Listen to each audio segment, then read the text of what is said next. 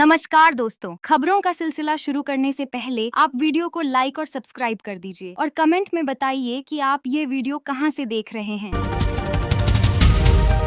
मुख्यमंत्री योगी आदित्यनाथ ने कहा कि 2017 के पहले यूपी का बाजार त्योहारों पर चीन के सामान से पटा हुआ था। आज चीन के उत्पाद से ज्यादा ओडीओपी, एक जिला एक उत्पाद का उत्पाद बिक रहा है। 2017 के पहले भी प्रदेश में ओडीओपी बड़े पैमाने पर थे, लेकिन तब उस समय की सरकारें नहीं समझ पाईं क्योंकि उनके लिए परिवारवाद ही सर्वोपरि था।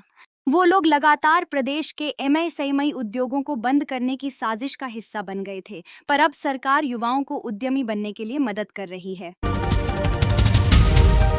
पिछले कई दिनों से वेस्ट यूपी झुलसा देने वाली उमस और चिपचिपी गर्मी से बेहाल था।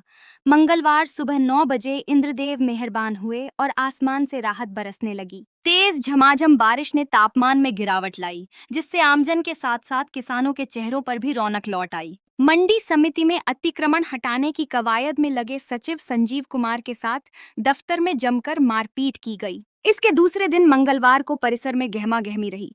सुबह से ही भारी संख्या में फोर्स की तैनाती की गई थी। इसके बाद बड़े पैमाने पर अतिक्रमण हटाने की कार्रवाई शुरू की गई। फतेहपुर जिले के किशनपुर थाना क्षेत्र के एक गांव में एक महिला की बेहद दर्दनाक तरीके से हत्या कर दी गई। इस वारदात को अंजाम देने वाला उसका पड़ोसी और कथित प्रेमी है। आरोपी को शक था कि महिला ने करीब 1 साल पहले उसके पिता को जहर देकर मारा था। अलीगढ़ में अचलताल इलाके के एक प्रिंटिंग प्रेस संचालक व्यापारी संग साइबर ठगों ने 27-20 लाख रुपए की ठगी कर ली। यह ठगी व्यापारी से मोबाइल में एपीके फाइल डाउनलोड कराकर मोबाइल क्लोन बनाने के बाद की गई। शिकायत के आधार पर साइबर थाने में सोमवार को मुकदमा कराया। आजमगढ़ जिले के सरावा गांव निवासी एक व्यक्ति के जेवर चोरी होने के मामले में जब कोई ठोस निष्कर्ष नहीं निकाला तो थानाध्यक्ष ने दोनों पक्षों को मंदिर में जाकर कसम खाने की सलाह दी। पीड़ित ने भगवान के दरबार में जाकर न्याय की उम्मीद जताई है। दोनों पक्षों ने मंदिर में जाकर हाथ में गंगाजल लेकर कसम खाई और निर्णय भगवान पर छोड़ दिया। हेपेटाइटिस संक्रमण के दौरान मरीज को थकान के साथ भूख भी नहीं लगती है। पेट में दर्द और पीलिया सताने लगती है। यूरिन गहरे रंग का हो जाता है। हल्का बुखार और उल्टी महसूस होती है। ये जानकारी बलरामपुर अस्पताल के वरिष्ठ फिजिशियन डॉक्टर विष्णु कुमार ने दी।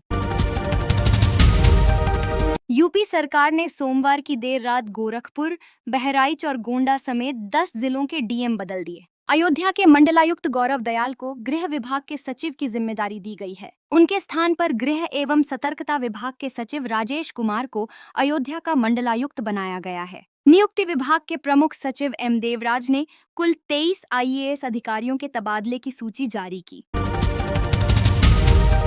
गोरखपुर लिंक एक्सप्रेसवे पर 1 अगस्त से टोल टैक्स की वसूली शुरू हो जाएगी। सोमवार को उत्तर प्रदेश एक्सप्रेसवेज औद्योगिक विकास प्राधिकरण ने पहले टोल से आखिरी टोल तक विभिन्न वाहनों के लिए एक तरफ की यात्रा के लिए टोल फीस की दरें जारी कर दी। Moradabad bar association and library के वार्षिक चुनाव के लिए 230 अधिवक्ताओं ने मतदान किया। अध्यक्ष, महासचिव समेत 21 पदाधिकारियों के लिए मतदान सुबह 10 बजे से शाम 5 बजे तक होगा। एल्डर्स कमेटी और चुनाव समिति ने मतदान की पूरी तैयारियां पहले की कर ली थी। गाजीपुर के डिलियां गांव की यादव बस्ती में रविवार की दोपहर बेटे के हाथों बुजुर्ग मां बाप और विवाहित बहन की हत्या और इसके पीछे का कारण जानने के बाद हर कोई सन्न है। लोग हत्यारोपी बेटे और उसके पत्नी को भी इसके लिए कसूरवार मान रहे हैं, लेकिन मृतकों के अंतिम संस्कार में शामिल होने की हिम्मत नहीं जुटा पाए। कुछ दुख तो कुछ डर से शामिल नहीं हुए। दूसरे दिन भी मामले की चर्चा होती रही। पीलीभीत के गजरौला थाना क्षेत्र के गांव पिपरिया करम में मंगलवार तड़के एक संदिग्ध युवक को ग्रामीणों ने पकड़कर पुलिस के हवाले कर दिया। पुलिस ने युवक को नशेड़ी बताया तो ग्रामीण भड़क गए। नाराज ग्रामीणों ने थाने का घेराव कर हाईवे पर जाम लगाने का प्रयास किया। बाद में पुलिस के आश्वासन पर मामला शांत हुआ। पुलिस संदिग्ध युवक से पूछताछ कर रही है।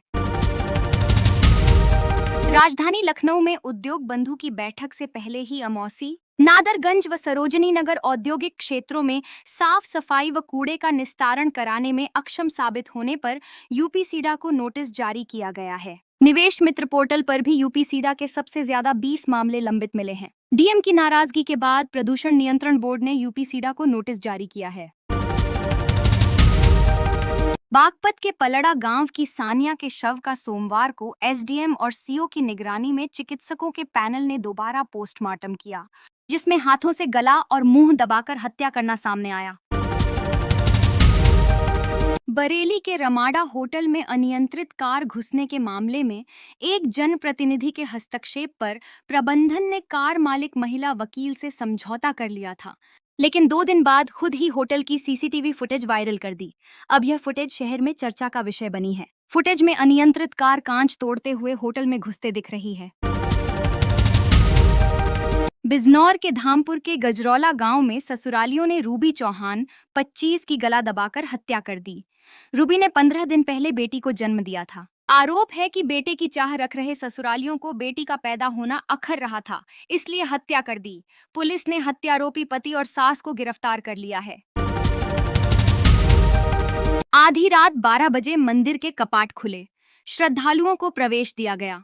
कुछ ही देर बाद बिजली के तार से टिन शेड के पोल में करंट आ गया। इसके बाद लोग जान बचाकर भागने लगे। बम बम का उद्घोष चीख पुकार में बदल गया। दुकानदार 10 मिनट तक तो अवाक खड़े रहे। घटना के वक्त मेला परिसर में करीब 20,000 श्रद्धालु जमा थे। बरेली शहर से सटे इलाकों व ग्रामीण क्षेत्रों में रात भर ड्रोन उड़ने का शोर मच रहा है। इसके सहारे घरों की रेकी और चोरी की साजिश की भी चर्चा जोरों पर है। सोमवार सुबह अफवाह को उस वक्त और बल मिला जब फतेहगंज पश्चिमी के गांव में एक छत पर ड्रोन जैसा खिलौना पड़ा मिला। हाफिजगंज स्थित कस्तूरबा स्कूल की वार्डन के वीडियो ने भी लोगों में दहशत फैला दी। इसमें स्कूल में चोर घुसने का जिक्र है। उत्तर प्रदेश के मुख्य सचिव मनोज कुमार सिंह ने सोमवार को वीडियो कॉन्फ्रेंस के माध्यम से सभी पंचायत सहायकों के साथ सीधा संवाद कर जीरो पॉवर्टी अभियान को प्रभावी ढंग से लागू करने हेतु आवश्यक दिशा निर्देश दिए।